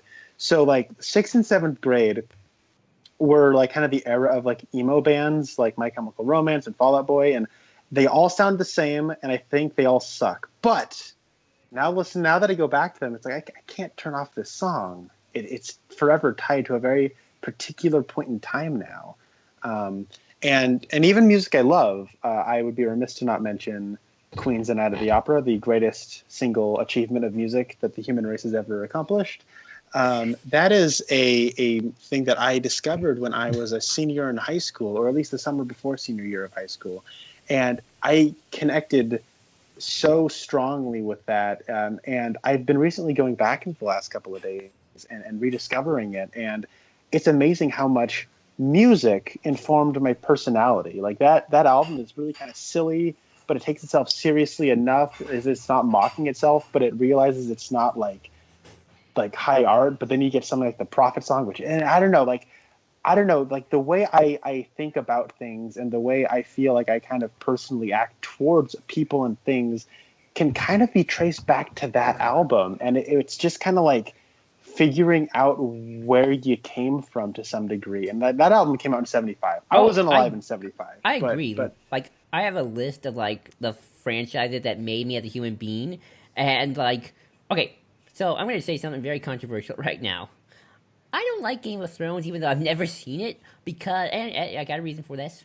Game of Thrones, as just a story and a narrative, from what I know, from just what everybody tells me, just does not fit my personality at all. Like, I'm a Lord of the Rings, Harry Potter fantasy person, and Star Wars too, if you chunk Star Wars into fantasy.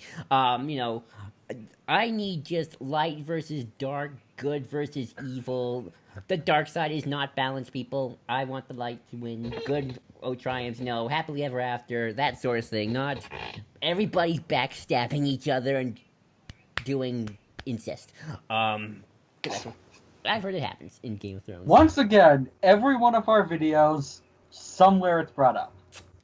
But we gotta keep the record. Don't you remember that one video where I said, "Oh, it's cool now," or something to that effect? It's okay. Game of Thrones made it popular. We can do it now. It's okay. You have a track record with saying horrible shit like that. Yep, but it's sort of like Star Wars, Lord of the Rings, Harry Potter, Godzilla, Kingdom Hearts. Those are the things that kind of made me the person I am today, sort of a way. Like these are the franchises that.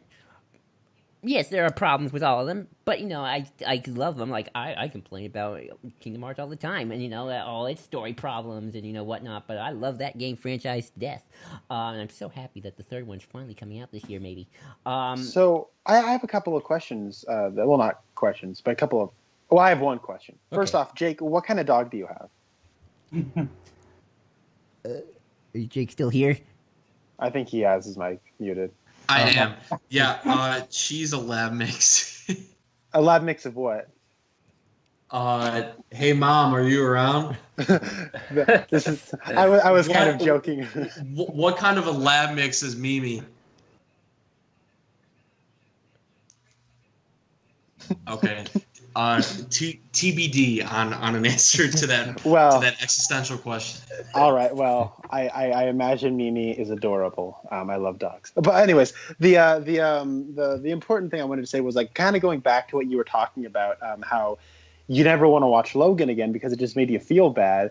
I love Logan, by the way. I love that movie. No, I know exactly what you mean though. The episode of Breaking Bad, Ozymandias, directed by Rian Johnson, is one of those greatest hours of television ever made. I never want to see it again. It makes me feel awful. Like everything falls apart and it's just nonstop anxiety for like 45 consecutive minutes. It's magnificent. It's wonderful and great, and I never want to see it again. But was that? Same thing with me with Schindler's List. Like I just feel like it's a great film, but I just kind of feel depressed. But it's also one of those films where just like I never want to watch that again, to be honest. But what's interesting is that Ozymandias has almost become like an anomaly for me. Me and Rasco, one of the things we really connect on is that we love movies that make us feel like crap. Like Green Room is just so downbeat. Yes. And like the movie Good Time just makes you feel sad by the time the credits roll. But I love them, and like to go back to the ever never dry well of Twin Peaks, Fire Walk with Me is a movie that leaves me emotionally drained every time. I have seen it like 4 times in the last 2 years. It is, I think, one of the most rewarding experiences I've ever had, and those feelings that I get from it, they really make me think about me as a person, and they think about the way I'm living my life. And I think these sort of heavy things kind of work as a reflection and how I can better myself. And while it makes me feel bad, it is a very strong art that is changing me fundamentally. We talk about how, our interpretation of art is based on our life experiences. But what if the art influences your life and changes your worldview? That is something spectacular in and of itself. And that is what I get out of stuff like Boyhood and Sing Street and Fire Walk with Me. Sorry. Yeah. Yeah, no, I'm basically done. I was going to say a couple more examples just to go off Logan. I love Daredevil Season 1. I don't think I've come back to rewatch that anytime soon. That's some heavy stuff. Jessica Jones Season 1. I love it. I actually did watch it twice because I was watching it with a friend. And, that's some heavy stuff I don't want to go back to as well. As you can tell, I'm not big on the heavy. And it's funny, Jessica Jones is my favorite thing Marvel Cinematic, period, full stop. And my favorite movie is Civil War because the ending makes me feel like crap. And I'm like, I don't know how to feel about it. Same. I can strangely rewatch Civil War more than Jessica Jones Season 1. It's weird. Is it because it's not 13 hours long? Is that maybe? Maybe that's why. I don't know. It's weird with some heavy things I can handle and other things, no, that's too much. Oh, sorry. No, go ahead, Doc. To speak to the MCU actually again, I think a good example of that is the ending of Infinity War. It's incredibly depressing, but I've seen that movie twice now, and I plan on watching it again, despite how unbelievably sad I was at the end of that movie.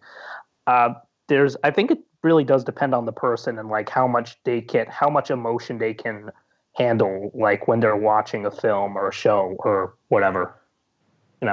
I think it just varies from person to person at the end of the day. And the specific mood you're in at that time, to be sure. Yeah. Definitely. Oh, Jake, did you want to say something? I saw your mic move. No, it's okay. You guys can continue. I'm just listening. I feel like we put you in a bit what of... I was going to was, with this discussion of, what you get out of art, it reminds me a lot of, going back to the Steve well. Like, if Connor brings up Twin Peaks every episode, I quote Steve on something. Like what he was saying. Well, okay, you guys talk about Star Wars for just about everything. I think my Twin Peaks is deserved, all right? Oh, totally. I swear I will watch it one day. And David Lynch met George Lucas to potentially direct Return of the Jedi, which he declined, which is one of the greatest stories ever told. If you watch all of X-Files, I will watch Twin Peaks. I know. Oh, no. Oh, bull crap. No, okay. I won't make you watch... Okay, you know what? I'm not even going to be cruel enough to say watch the last 2 seasons or the most recent 2 seasons. I haven't watched them. Because, this goes to the fandom thing. I ain't watching that shit. Like, I am okay with the idea of X-Files ending where it ended originally, even though that's not a perfect ending. And I will not consume the latest season, and I won't go back to season 11 either. Just as a fan of those characters. I get you. But to do back to the pissing contest very quickly, Twin Peaks is only 2 seasons. Yeah, I know. 2 seasons in a movie and a 3rd season. Yeah.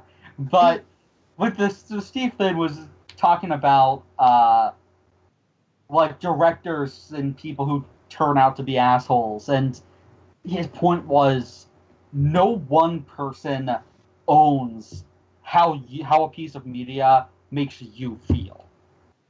And that very much is the case with this, where we watched a lot of shit as kids. But at the same time, even if in hindsight it is shit, even if in hindsight we can't go back to it, it still kind of has a place for you as a person. Oh, that's true. Definitely. That is absolutely true. A reverence, if nothing else. And there's even some shows that you just kind of still have a sense of loyalty to it. At least for me, like, I'll give you an example. A show I love, Once Upon a Time, that ended last week. Wow, that was the last episode ever. And, that show for me just kind of went downhill after a certain amount of time, and it's, like, just all over the place. But that show for me just sort of had a big impact, and I loved it when I was started. I think I was, I was almost done with high school. Yeah, I think I was almost done with high school.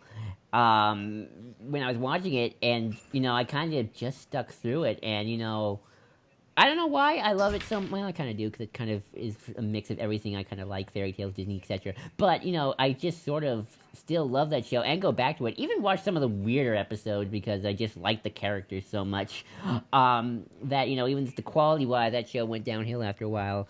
I still love it, and it still holds a very special place in my heart for me. And to go back to the director's thing, there's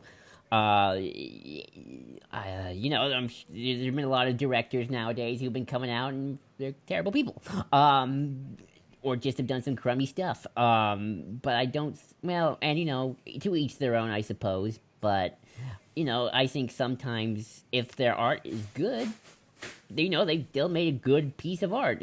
Josh Whedon. We found out some stuff about him, but I still love Age of Ultron. That's definitely in the top for my Marvel films. Mm-hmm. I can't think of any. I can't. And of course, that stuff's done, by committee, and it's kind of like. Strangely, I love Age of Ultron. At what point is it doesn't belong to just that one individual? Right. Yeah, and one of those things like Alfred Hitchcock. A lot of stuff has come about him over the years, and he was not a good dude. He was a sexual predator, it turns out. He was very obsessive. He might have even had some kind of psychosis that went untreated and stuff. That being said, he made really good movies about mentally disturbed people. And you can almost while they might kind of be, what's the word I'm looking for? Problematic. No, that's an overused word. I'm trying to think of something. Troubling. Yeah, troubling. There you go. I mean, for this episode. not to dog on the word problematic. I had troubling in my mind. That's what I meant.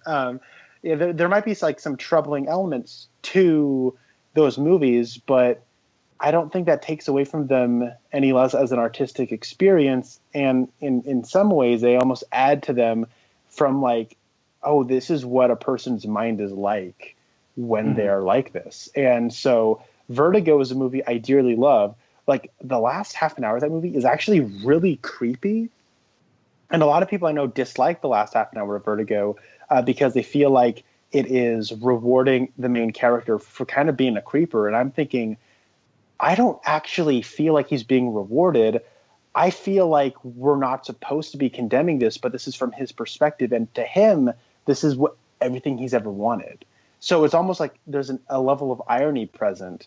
And because, well, the director's dead and I didn't really know anything about him until he passed, I wasn't sure like what the intention was. So I'm just kind of viewing it almost as a pure piece of art.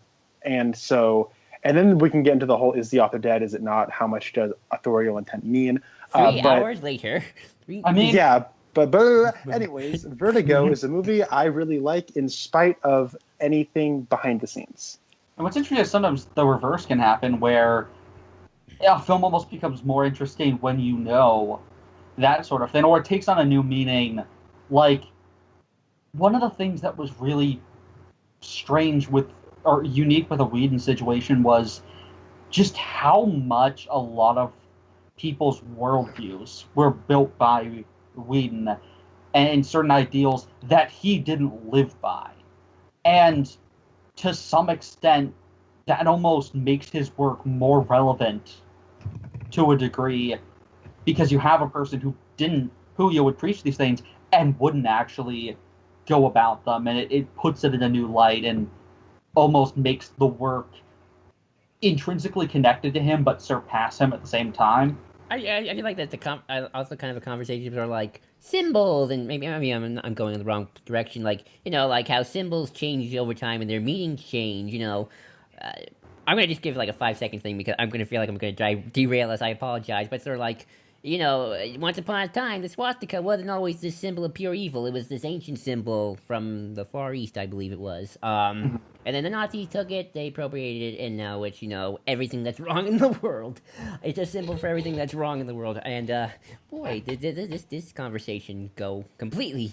I feel like we gotten away from our original topic. Oh, well, that's the fun of this. This kind of became a discussion on how we consume media in general. And not how... Well, you know, people do react very differently when when a director or a person we respect, or like, you know, I don't want to get into Channel Awesome stuff, but definitely like, you know, a director does something bad and how much we can handle that. Like, you know, I'll bring up Channel Awesome a little bit. I'm sure nobody's gonna be watching Nostalgia Critic again, for at least. Or even larger sense, Wario stuff. Oh yeah, that. Mm-hmm. But you know, that's the thing. That's stuck. But you know, like. I think I can still watch something like Age of Ultron. You know, that's kind of like on my top of my Marvel list. That's a very interesting thing when you're talking about like, the weird intimacy. Like Joss Whedon made the Avengers movies, but there is a sense of removal of his identity because it is a part of like a larger machine. Whereas like the Channel Awesome stuff, it is made by those primarily. Every character might be acted by the person. And it's low budget, and it's just one person basically putting all of that they have on there, and any support that you're giving is going exclusively to that person. So it is an interesting, like, you feel more betrayed when you find out that Doug Walker's a pile of scum, when you feel less bad that you find out that, like, I don't know, Brett Ratner is a pile of scum, because we all know that Brett Ratner is a pile of scum this whole time. So, and then there are some jerks like me who are just like, when Channel Awesome went up in flames, I was like, ha ha ha ha, it's about time. But I mean, maybe to go back to the director part just a little bit, like, the more auteur directors, like you brought up Hitchcock. You can still watch Hitchcock movies and still appreciate them for what they are. He's the master of horror. That's sort of even although they found out after post mortem, and that's always gets a little more like if somebody big we know now who's like the auteur of the day kind of found out he was scummy, which is a lot of people right now apparently like. To speak to the horror genre again, one of the most influential horror writers of all time is H.P. Lovecraft, and guess what? He turned out to be a huge racist. Well, it wasn't as much turned out as obvious in a lot of stuff. I mean, look at Joseph Campbell. That guy was... Yeah. And I mean, that's intrinsically linked in the hero's journey, and you can very much see the white savior bullshit in there. Right. And that has kind of faded away over time, but it is still an issue. Right, yeah, I mean, but still, Joseph Campbell had a great influence in pretty much everything I like, Star Wars. I don't think necessarily Lord of the Rings. And again, like Lord of the Rings had some accidental racial coding, and right. We'll defer to Lindsay Ellis and her Lord of the Rings videos. What is it? It's Bright. That's what the film is. Yeah, Bright. She has a whole discussion about Tolkien in that. That was really interesting. But one thing I want to touch upon is, I guess, the place or like location or way you consume the media, not just time in your life, but like almost attitude, or I guess the situation you're in. Oh, I got it. Like how if at the time, like I think people are gonna go into Solo, maybe even with the intent of hating it, because they're angry at Disney. Because you see it all over the place. The people who are like, what is this? Like Soy Wars, a Soy-Lo story, and it's like, first of all, what is with this whole attitude of soy sucks? Let's get the beta milk cook that it's like Soy-Lo. Or SJWs are ruining everything. I'm just like, shut up. Like these people are just pathetic. Or like people who make fun of participation trophies. It's like, who cares? It's funny because I actually did, again, to go back to that thing I think I said at the beginning of the video. One dude had a review of Last Jedi, said Star Wars dead. Same dude. He saw Han Solo. The magic is back. And now, to be Why fair, do you pay attention to those people? I don't. Steele just posted it. Steele was the one who posted that video, and he was just making fun. Yeah, you can't exactly turn off seeing every single thing like that because they just come up. Behold the fickleness of fan culture. Exactly. Yep. And I don't want to accuse that guy of anything, but I think we can't. As Rey and Solo got one big difference as being heroes, and I think we all know what that is. I don't, what I'm talking about. We're saying he's a misogynistic shithole. Well, no, I don't know the dude personally. He might be, he might not.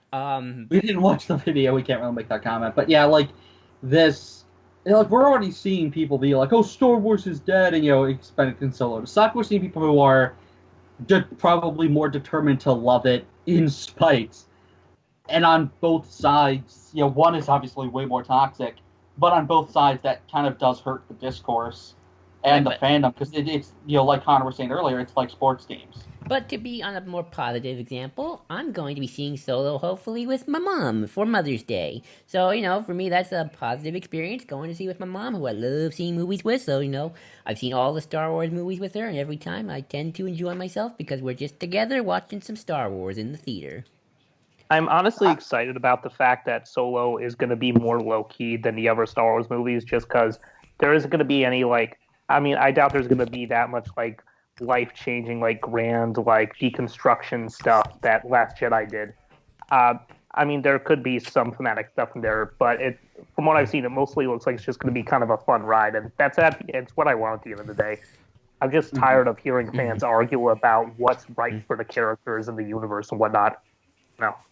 I'm just sick of the arguing on every site or seeing a damn YouTube video every day telling me this is why the new Star Wars stuff sucks. SJW, I'm just like, shut up. Sorry for yelling. That's okay. Yep. But Understandable. I think Red's got makes a good point. The situation that we're in when seeing such medium. Like I remember, in fact, again to use another example of Star Wars, Connor. I remember the story you told me about Rogue One, how you saw it the first time. I think you said you were having a bad day, and you can tell it yourself once if you remember. Um, you said you had a bad day that first time, and then you kind of saw it, and then you can like it at first, but then you saw it again, and then you just met this random dude, and you just were enjoying the movie together with this random dude, and you talk about Star Wars, and that got you to appreciate it a little more. Am I right? Yeah. Well, the first time was just the audience sucked, and someone was taking pictures, and it was a whole thing. But no, there was kind of a really cool, like, hey, you like Star Wars, I like Star Wars too. We're just sort of like in the handicap aisle because these are the only free seats right now. And there's just two seats together, and this guy sat next to me, and I'm like, hey, what's up? And like when the credits, when the previews were starting, he's like, you think that looks pretty good? I'm like, yeah, I think it looks pretty good. And it was just kind of like it was a theater going experience I've never had before or since, and it was kind of special. I still don't love Rogue One, but I loved that experience. And I do think the experience of something is actually, well, a part of absorbing the art, and it is kind of informs the art as much as it can. So yeah, no, that thanks for reminding me of that. That is an interesting experience.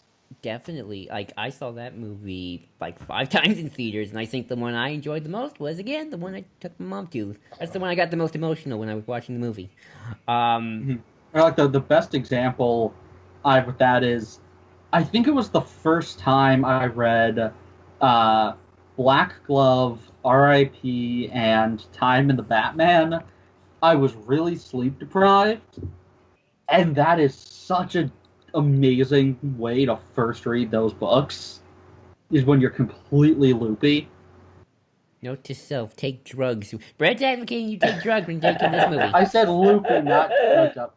But or like the other thing was, I have the original issues of Dark Knight Returns, and the first time I actually read that book in its original issues with the original coloring and everything was like the power was out, and so it was literally just like completely still, and I just had like a small little light, and reading that with the single issues in the older paper, like, there's something special about that, and it's why I always buy older issues instead of digital or trade. Sometimes the physical way you consume the media really does change it. No. So, Red, did you read all of those Batman comics in one sitting? You mean the Morrison stuff? Yeah. Yeah. Okay. General question to anybody. How long does it take you to read a single, like, 20, 22-page issue of comics? I'm a slow 15 reader. minutes. Depends how much dialogues and scenes are like narration captions, but on average, probably like 10, 15 minutes. Depends if I'm concentrating or doing a bunch of different things at once. Well, if it's a Stan Lee comic, it takes me like an hour. Yeah. Morrison, like 20 minutes. Stan Lee comics take me about 17 minutes. Really? I read dialogue. I read the dialogue mostly. But even like all the captions and like the rocks. You get adapted to it. I guess. Oh, Jake, Okay. did you want to say something? Yeah, I was just going to say that it really depends on the quality of the storytelling that the writer and the artist is producing. Like, how much are they slowing you down? This is a consistent problem that I think Rebirth has, because today is Wednesday, New Comic Book Day, and I read through, all my issues super fast. And even when there's all this freaking dialogue, it's all pointless stuff that I don't care about anyway. So just depends on how good the writer is. Well, okay, but do you guys have like an average? Because I guess I'll put my tail between my legs and go home, because it takes me like a friggin' half hour at the shortest to read a 20-page. I mean, it probably should be taking us a half an hour, because we should be trying to absorb all of the art and the storytelling as we can, but it's really easy to get sucked into is this character arc, is this good, is this consistent? And if it's not, it's really easy to just check out. Yeah. What's it called? That there was a comic and it's long. I'm trying to remember. Oh boy. Oh yeah. Wonder Woman Earth 1. That has maybe the best, one of the best art designs of any comic I've ever read. Yannick Paquette just killed it on that book. It took me 6 hours to read that. No joke. The opening splash page and then the following double page spread of Themyscira, I stared at those pages for, like, I'm not kidding, about 10 minutes.